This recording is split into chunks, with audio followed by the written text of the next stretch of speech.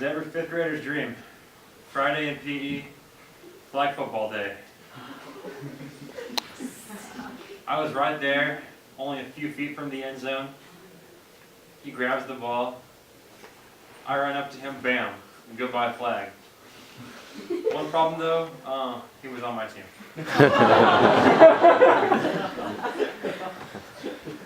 So probably not the best introduction to football I've ever had, but oddly enough, my family has been involved in football for a long time. My great-grandfather played college football at Harvard, and I found an article about him in the New York Times that referred to him as the Oklahoma Giant. And then after he ended up coming back to Oklahoma, he donated a cow off of his ranch to the University of Oklahoma football team in exchange for discounted season tickets.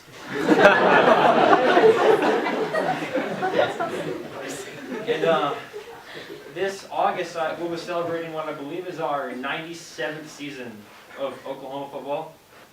And we've had tickets for so long that now they're on the 50-yard line. Yeah. And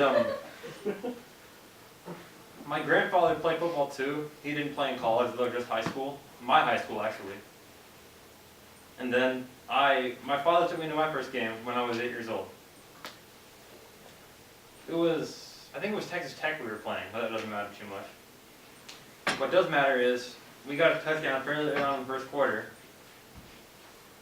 And when that happened, everyone in the stands was like, "Oh, you!" And the fireworks went off. And I was just actually scared half to death, and I was like, "Please take me home. I can't." My father was a little disappointed, understandably. And then in 5th grade, when I had my first real PE day with flag football, that went the way it went. So I basically resigned myself. After that and a pep rally for the high school team that had also been similar, I'm like, okay, that's it. Goodbye football. I'm going to try something else. I became a very academically inclined person. But then things changed. High school rolled around. I was walking around, all of a sudden there were full-grown men and women in the halls with us.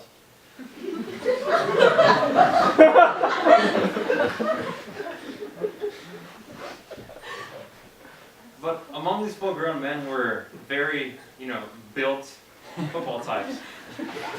And I had classes with some of these people. And then that rolled along the big football game against our rival school, Heritage Hall.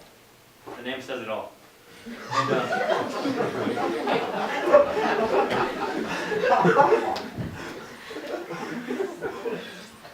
And I was like, wow, During the fourth quarter of the game, one of our best players, who I didn't know personally, but he was a senior, he got injured. I forget the circumstances, and he had to be helped off the field by some people. And everybody was chanting, "We love Luke Rawls." I think, wow, this guy's a hero to us. This is I know this guy now on some level.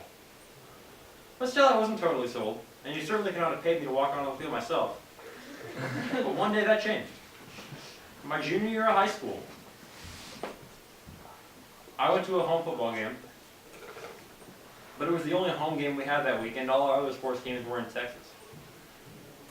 And so, because in my high school, everybody was required to play a sport at some level. So basically nobody was there except for me, because I did cross country and we had a home meet earlier that day. And so there were about 10 people in the stands, and the cheerleaders actually kind of gave up at halftime. Shane, don't take their advice.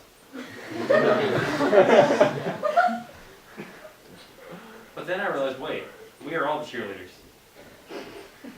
So when the band started playing, I walked onto the field and started dancing myself.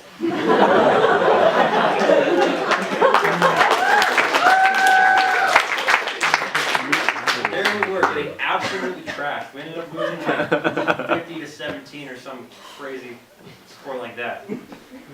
But after that game, I had one of the most impactful conversations in my life with the athletic director of our school. And he asked me, "Calvin, would you like to be the mascot?"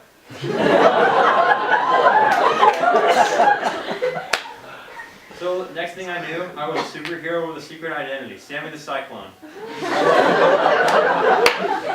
going to every home football game, and even though, high school is temporary, here I am on Acts committee.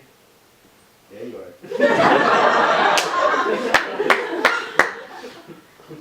And so even though now I no longer have that secret identity element, I've come to appreciate football on a much different dimension. And now whenever my dad invites me to OU games, I go every single time. So what I'm learning from that is, you never know. You just never know.